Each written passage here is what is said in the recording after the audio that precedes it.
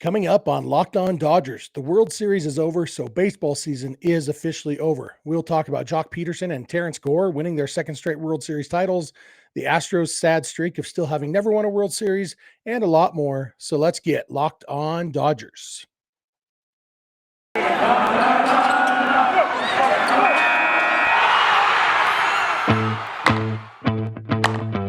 You are Locked On Dodgers, your daily Los Angeles Dodgers podcast. Part of the Locked On Podcast Network, your team every day.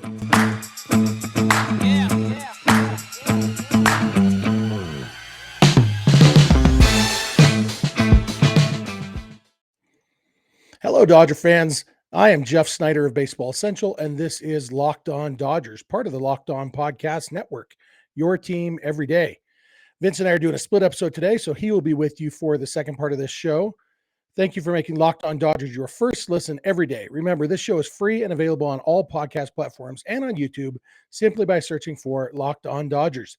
This is the daily podcast covering the Los Angeles Dodgers, bringing you the smart fans' perspective on our boys in blue. This episode is brought to you by Spotify Green Room. Download the app and join us pretty much every week to get in on the action. You will notice a little difference in our introduction today.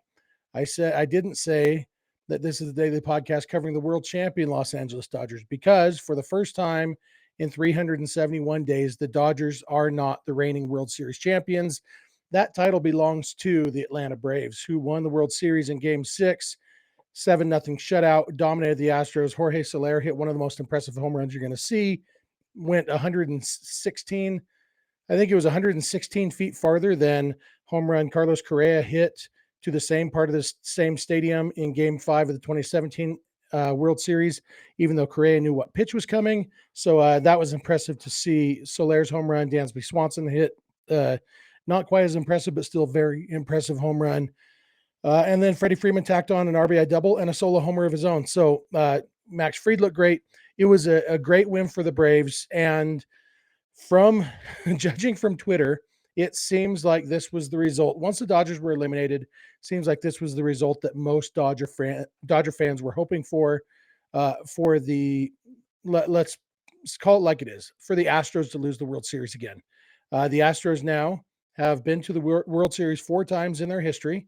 In 2005, they lost to the White Sox. In 2017, they cheated to win. In 2019, they lost to the Nationals on their home field. And in 2021, they lost to the Braves on their home field. And I am not the kind of fan who, honestly, yeah, I was rooting for the Braves, but nothing is going to make me happy at this point, except, the Dodgers winning. I don't, it's kind of a fine balance to walk. And I definitely don't believe in telling other people how to fan. So I'm not going to do that. I enjoy baseball. I watched the World Series because I like baseball. And I did enjoy seeing Astros fans sad. I actually cackled out loud when they showed that Astros fan lady literally wiping tears with her rally towel. It was funny. I'm not nearly as happy with this result as I would have been if it had been the Dodgers winning the World Series. I don't care about the Astros, but the Astros were one of only 2 teams playing a baseball game anymore. And so at that point, it's like, well, I'm going to watch the game. And yeah, obviously I'm not going to root for the Astros. So yeah, I was rooting for the Braves. I've mentioned my best friend is a Braves fan. Plenty of reasons for me to want the Braves to win. I do enjoy seeing Astros fans sad, especially the ones who I feel bad for Astros fans who felt betrayed by their team. I've probably mentioned this before, but I'll say it again. For me, I hear Astros fans saying, well, after Hurricane Harvey, it's what the city needed. The Astros bringing home that World Series title. We don't care that they cheated because it's what the city needed. And for me, the Astros cheating to win in 2017 is just one more bad thing that happened to the city of Houston in 2017. I know some Astros fans personally who felt betrayed by the team. And that's how I would have felt if it was my team that was cheating. I wouldn't be doing what so many people are doing of telling the lies about everybody was doing the same thing. We were just scapegoats. It's really takes a weird conspiracy theory mind. But we've seen it. I've mentioned every fan we saw on Twitter this postseason. Every fan thinks that the umpires are out to get their team. Every fan thinks the announcers are rooting for the other team when it's a national broadcast. And I'm sure these deluded Astros fans really believe that every team was cheating the same way they were, and they just got scapegoated for some reason. I don't understand how you can believe that. I think some of these people are actually intelligent people.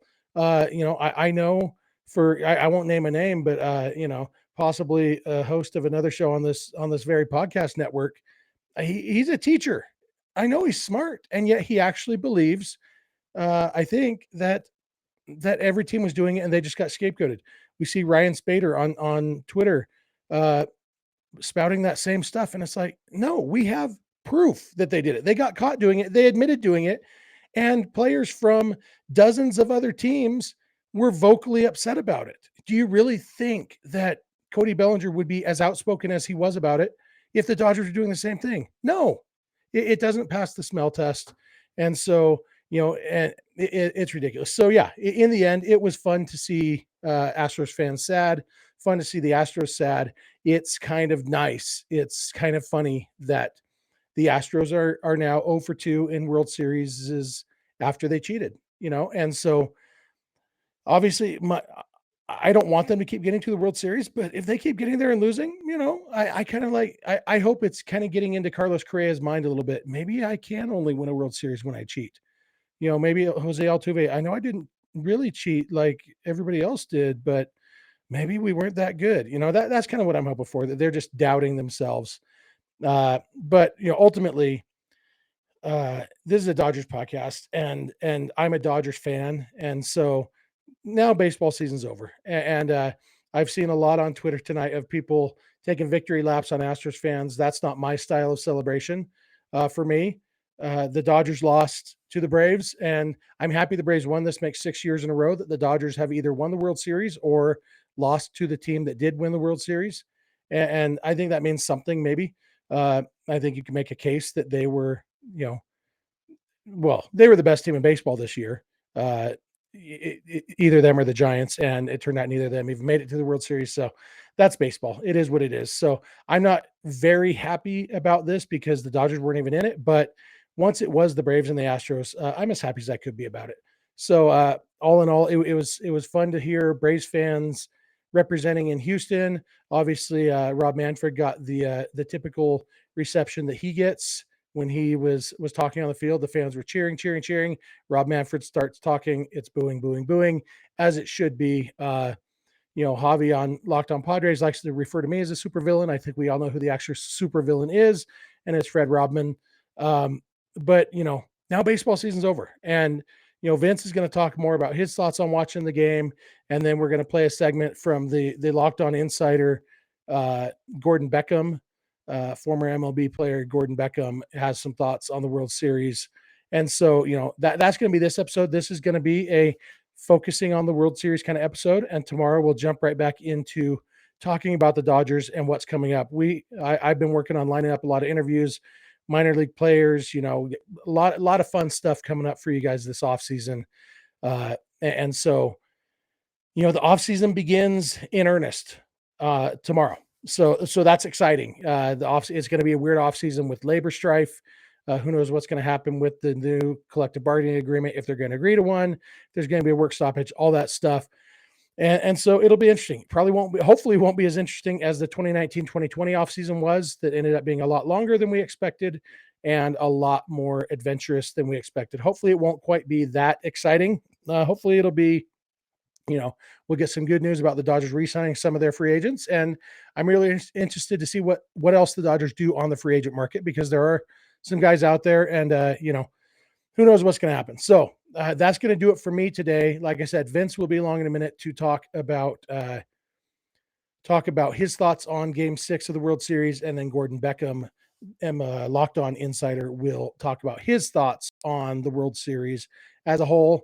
And then tomorrow we'll be right back with Dodger talk, because that's what you come here for. But we're all baseball fans. So that's the plan. Thank you for making Locked On Dodgers your first listen every day. And let me tell you about Spotify Green Room. This episode is brought to you by Green Room. Green Room is the first social audio platform made for sports fans. The app is free to download, and once you're in, you can talk with us, other fans, athletes, and insiders in real time about your favorite team or sport. We host rooms for Locked On Dodgers about once a week, so you can join in on the conversation you listen to here every day.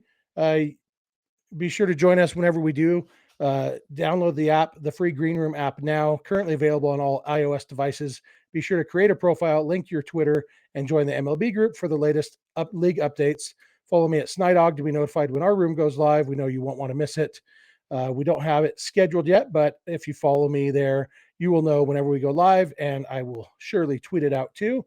So see you there, Green Room, changing the way we talk sports, and Vince will be along in a minute.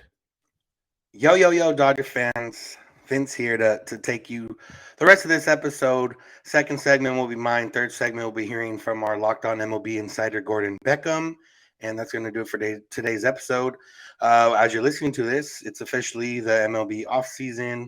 Whoever was going to be a free agent for the Dodgers, I think, is now officially a free agent. So that means Clayton Kershaw and the rest of that crew are currently not Dodger players.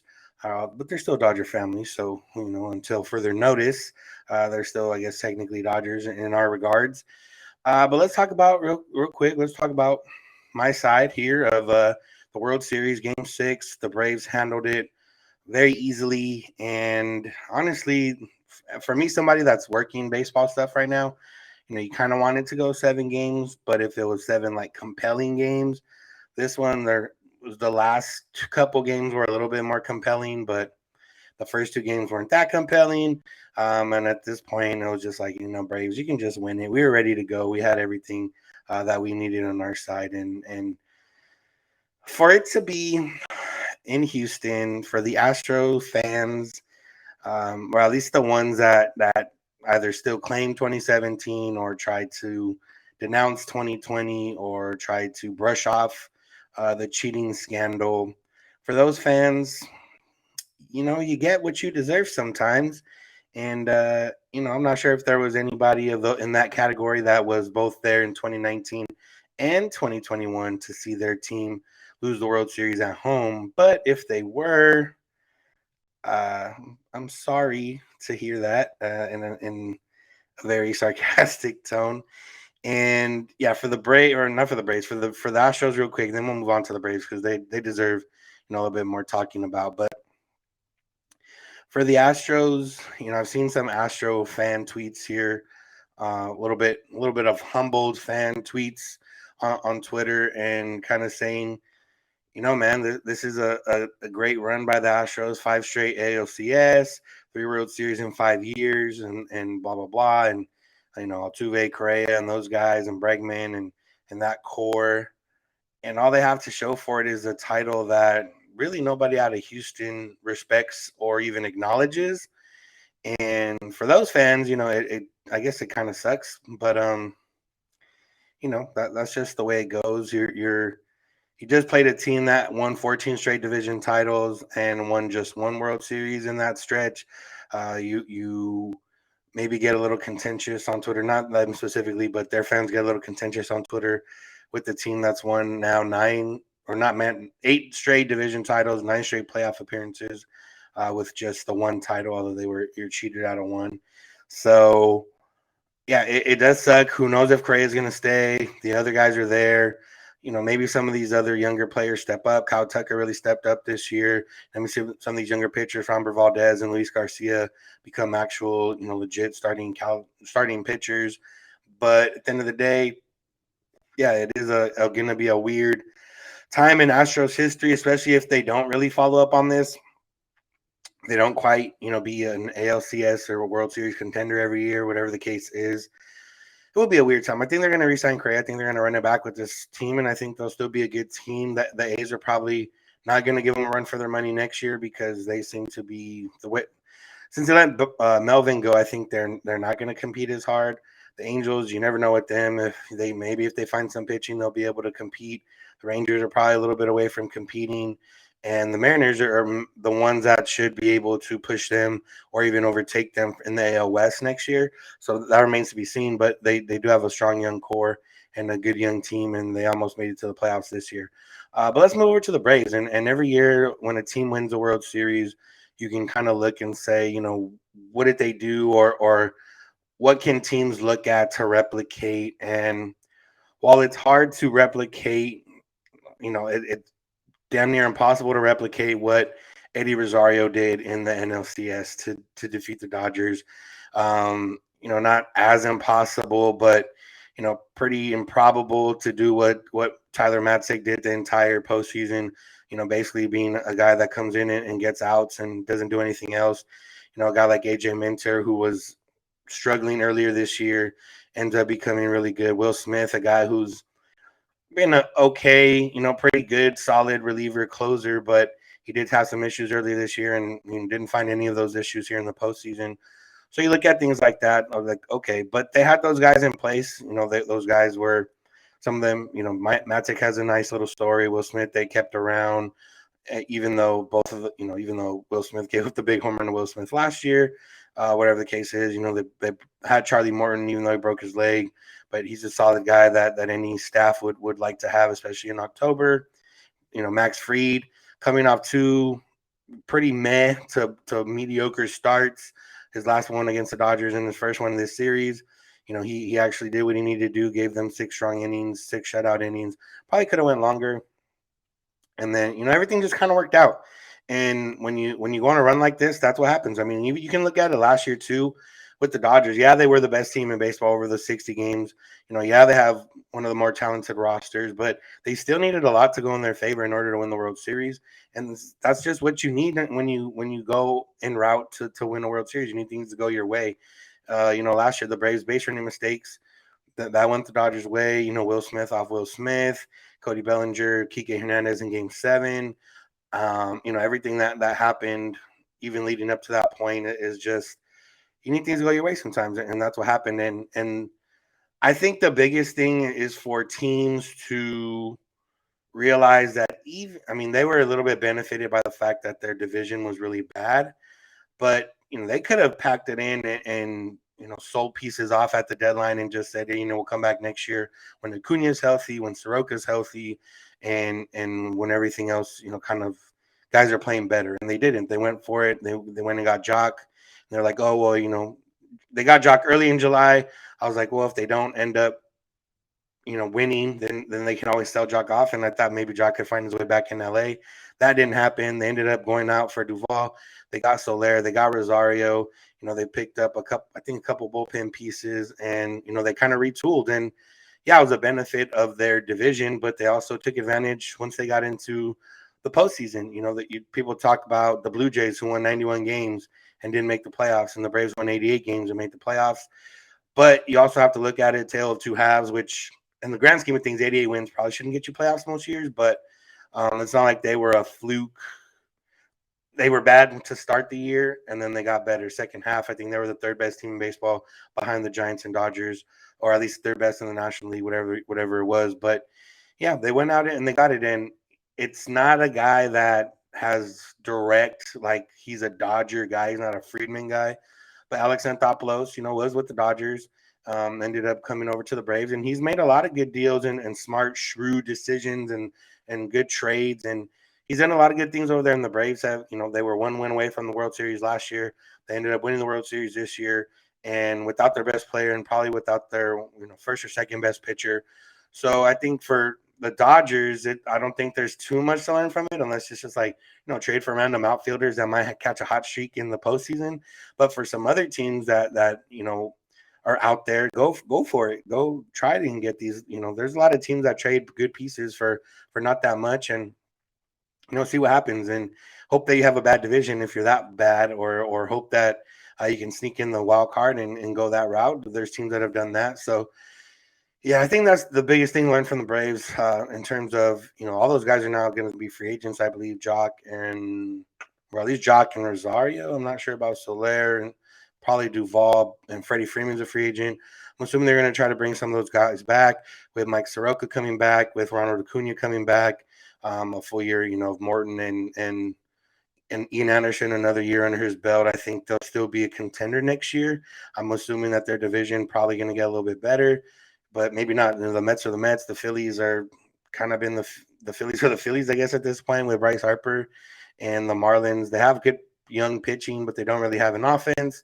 So there's a lot of problems with that division. So it could be a thing where they come back and and maybe run the table next year in the NL East and get back to the postseason and see what happens. So, yeah, props to the Braves. At the end of the day, it doesn't matter on paper. It doesn't matter anything else.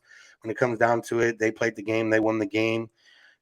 People are going to complain. I already saw some Astro fans complain about the umpire and every call going their way and blah, blah, blah. You don't lose 4 out of 6 games because of umpire calls.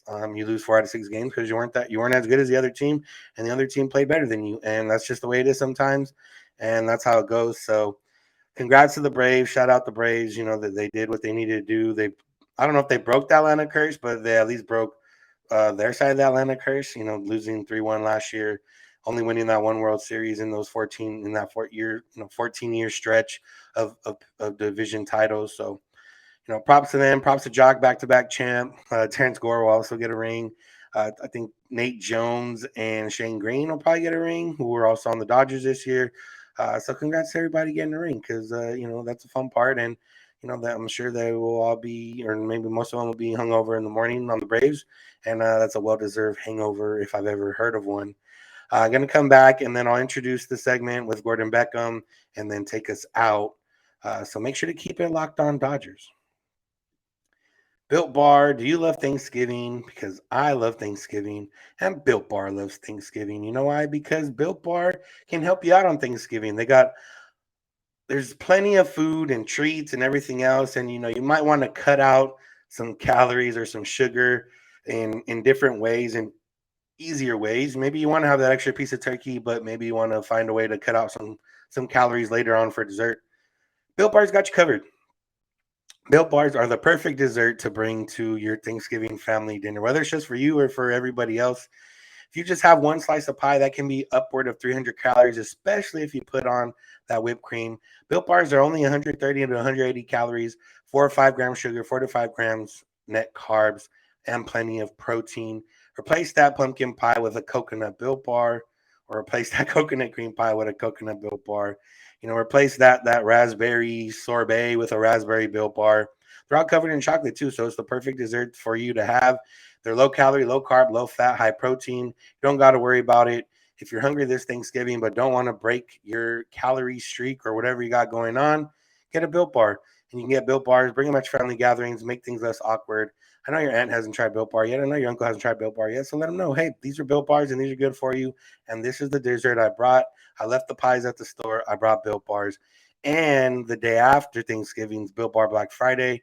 Always a big event, a bunch of surprises, a bunch of nice deals. So mark your calendar for Built Bar Black Friday. But right now, if you want to get Built Bars for your Thanksgiving dinner celebration, go to Built.com, use promo code LOCK15, and you'll get 15% off your order. That's promo code LOCK15 for 15% off at Built.com. BetOnline has a new and updated web interface, and they're back and they're better than ever. They're ready for basketball season, and they got more odds, more props, and more lines than ever before. Go win some money. Go win some money this offseason. If the Dodgers aren't playing, put some money on, I don't know, the Lakers. Maybe don't put some money on Lakers, depending who they're playing right now. But go baseball, football, whatever you need. BetOnline's your number one spot for all the action this season. Head over there to BetOnline right now and sign up today. And use the promo code Locked On for a 50% welcome bonus after you make your first deposit.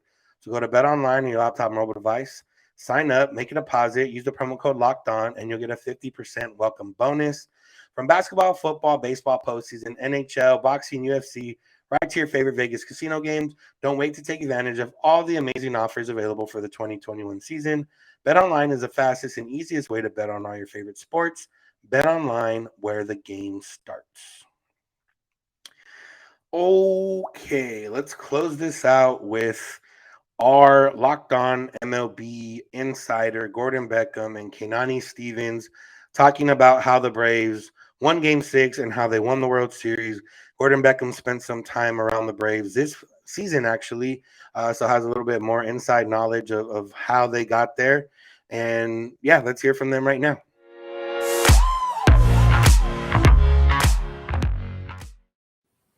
Welcome into another Locked On MLB Insider Report. I'm your host, Kenani Stevens, joined by our MLB Insider, Gordon Beckham, and we're reacting to the new World Series champions. The Braves have taken home their first championship in quite a while. you kind of called it from the beginning, and this game wasn't overly close by any means, but what did you see from the Braves during this series, and how impressed were you in their efforts? Yeah, I think that the Braves really just continued doing what they were doing. I mean, they were the hottest team, kind of coming in the playoffs. Their second half was amazing. We're going to talk a little bit about it, but they kind of shocked people with taking the Brewers down in basically 4 games, and then beat the Dodgers, who everybody thought would be in the World Series again. And so you just kind of saw this building, and the first batter of the World Series, it's a home run, and so Lair, it might be the MVP. I haven't seen who ended up winning it, but anyways, just that momentum kind of kept going, throughout the playoffs, and you could just tell they were a team of destiny. They were a team that was wanting to win. They were a tight knit group, and everybody was pulling for each other. You could really see that, and the Houston also was doing the same thing. But the Braves just had something special. And I think before the series, I actually said that they're going to win in 6, and it actually came true, which never happens. But it happened here. They just were a team that was, moving in a really good direction against a team like Houston that was playing well. But the Braves they came out and did it. I mean, they lost Morton the first game, and they didn't blink an eye. They really were coming into this hot. So were the Astros, though. For them to be able to be so dominant over them in this series, I mean, you've covered this team, the Braves, throughout the year. Can you kind of lay out, this wasn't the team that they were in the midsummer around July. So kind of how did Atlanta become the team that won the World Series?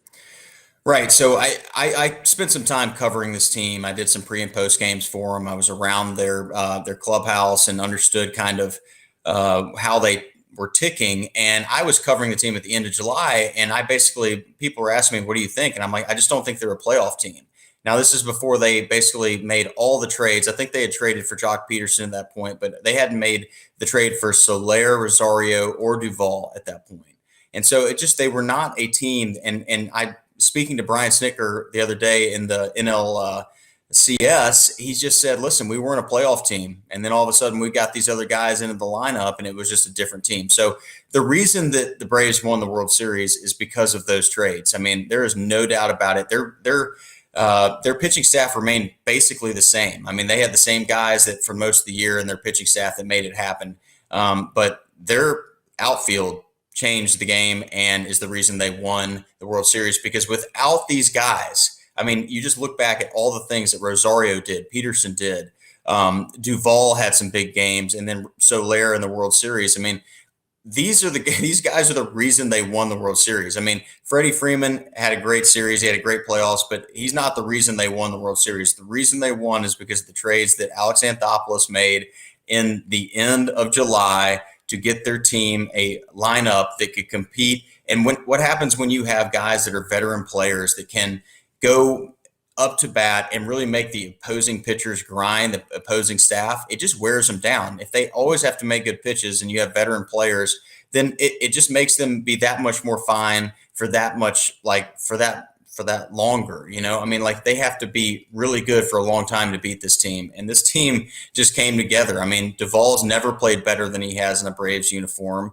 He's gone all over. He hasn't had as much success, but every time he's in a Braves uniform, he's just, lights out. So just a lot of guys contributed, but the reason they won this World Series is because of the outfield. I mean, they lost Acuna earlier in the year, and everybody's like, all right, this just isn't going to be our year. They were up and down. They weren't a playoff team. And then all of a sudden it just flip-flopped, and they just went on a roll and didn't ever look back. Ton of new faces doing work, great front office work to put that roster together to be as successful as they have been. But we did mention Freddie Freeman. There are some faces that have been around for a while. What does this win mean to them and kind of for the future of the organization? Yeah, Freddie, he's a legend in that organization. He'll probably retire his number one day. I mean, for what he's done. I couldn't help but think that they don't make the World Series and win the World Series this year without players like me that got him all these really good draft picks at the top of the draft.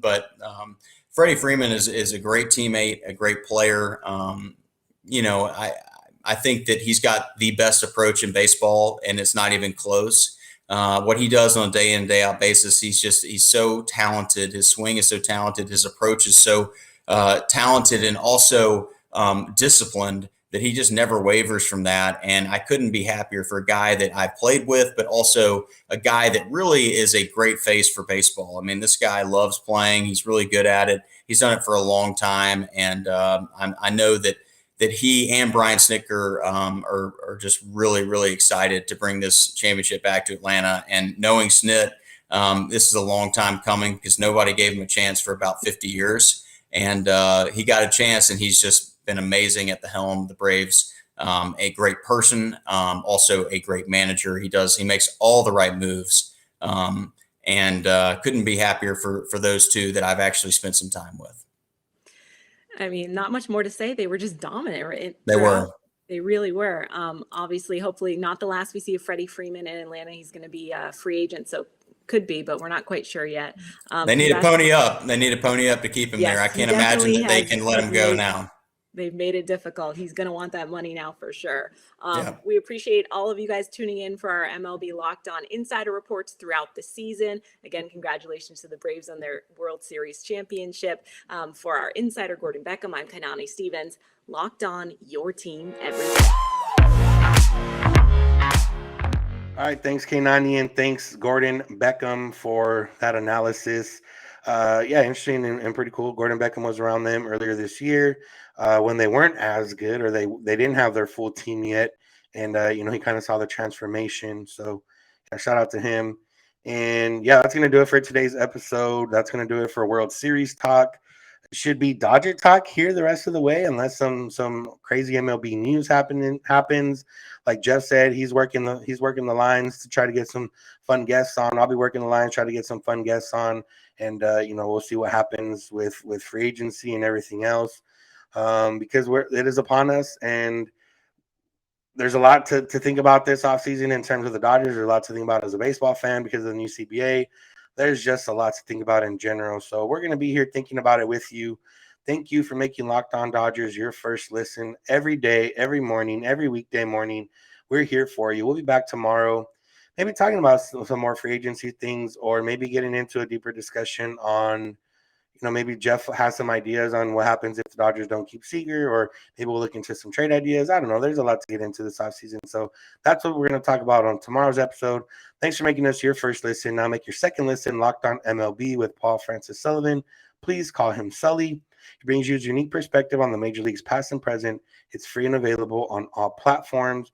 If you want to be a part of us and join us this offseason, there's a lot of ways to get a hold of us and be a part of this show. You can follow us on Twitter and Instagram at Locked On Dodgers. We're planning to be a lot more active there and really use you guys as a resource for us in order to see what we're going to talk about this offseason. Make sure to follow Jeff on Twitter at Snider. He's always giving stuff away. You can follow me at Vince Samperio. I'll probably be tweeting a lot about the Raiders and Lakers now, and maybe LAFC. So, I don't give stuff away, but Jeff does if you want to follow him. You can always get a hold of us via text or voicemail at 323-863-LOCK. That's 5625. You can always shoot us an email the old-fashioned way. Well, I guess the old-fashioned way is writing letters, but the old-fashioned way for the new generation, email lockedondodgers@gmail.com. You can always find us wherever you get your podcasts, Locked On Dodgers, and on YouTube. We're free and available. We're here every weekday morning, and we hope you'll be with us. When you get in your car or if you're at home, tell your smart device, play podcast, Locked On Dodgers. And remember, you don't have to agree. You just have to listen. Have a good one.